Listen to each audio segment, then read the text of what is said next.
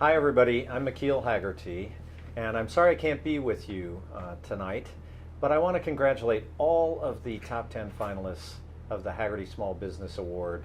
It's really an amazing accomplishment to be recognized in your community and by your peers.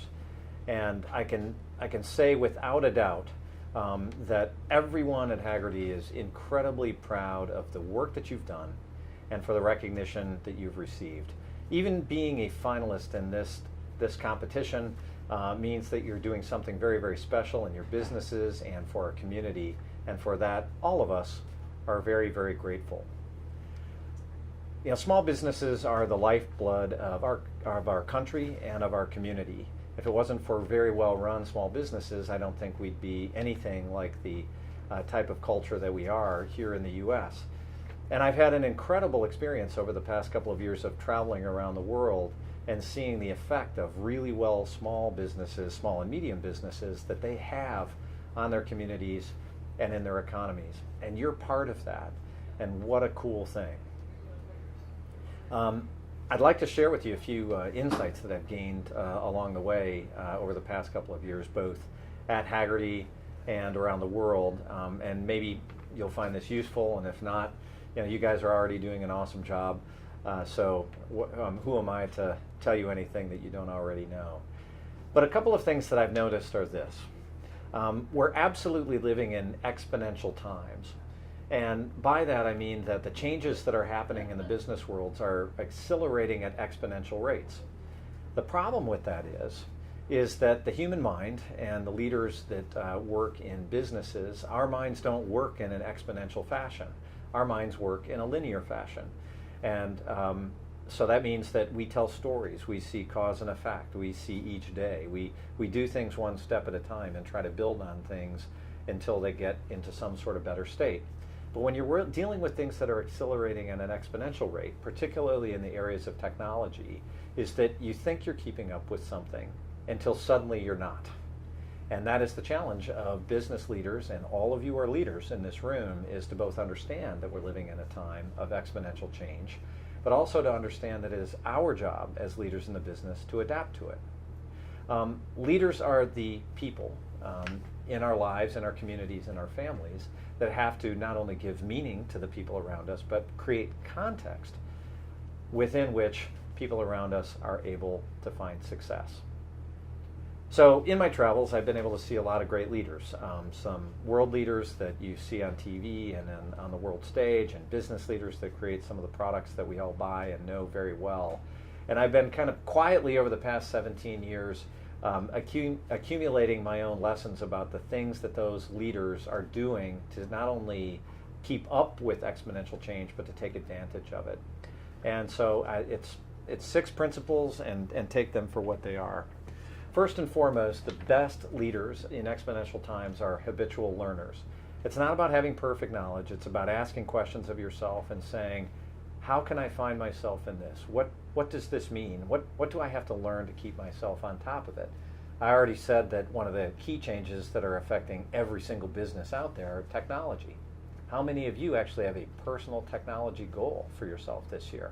How many of you are challenging your teams and the people in your organizations to go out there and say, okay, technology is changing. What are we going to do as a team to get better at understanding technology and to adapt our business to it? Because trust me, you are not compared to the store next door or the manufacturing business across the street. You're being compared every day to Amazon. That's the easiest transaction most of your customers have every day. So you have to learn your way to be a better leader in that type of environment. The second thing that the best leaders do is that they create trust networks. Big data is great. Using peer networks or even participating in competitions like this can be fantastic. But what are you doing to actually create networks of trust? So when things get tough in your business, or you're having difficulty at home, or maybe something else is troubling you, that you have real people, maybe in different communities across different parts of your industry, so that you can reach out and have a real conversation with them person to person. The best leaders build trust networks. The best leaders seek maximum impact. It's not just about, oh, I showed up one day, or I created this little part of a plan.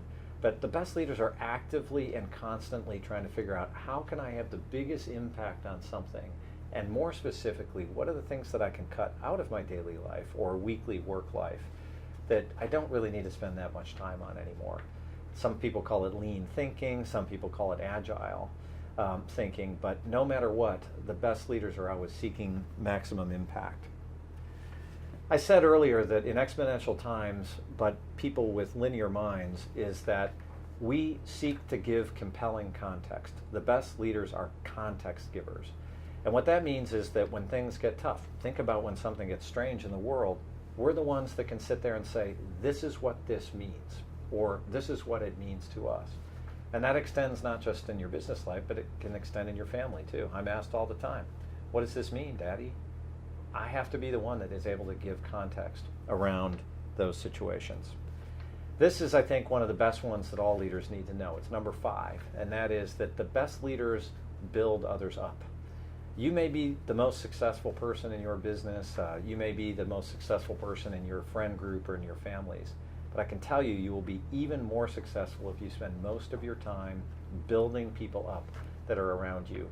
That's the sign of a true leader. It shows humility, and it builds that EQ, or that sometimes referred to as the emotional quotient of a leader, to show your genuine interest in the development of others.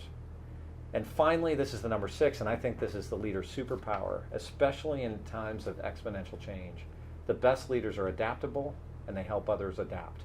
The only way you're going to win in this world of exponential change is if you are able to read signs and you are able to help people articulate how is it that we need to change and adapt to be able to get even better in this ever-changing world.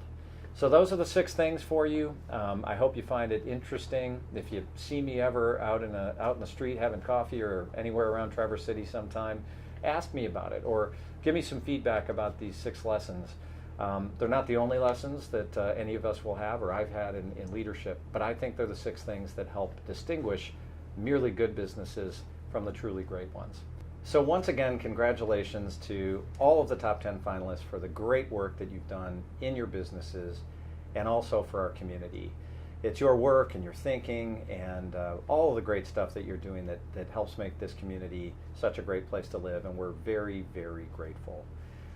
So until next time, have a great evening, and to the eventual winner, all of our congratulations.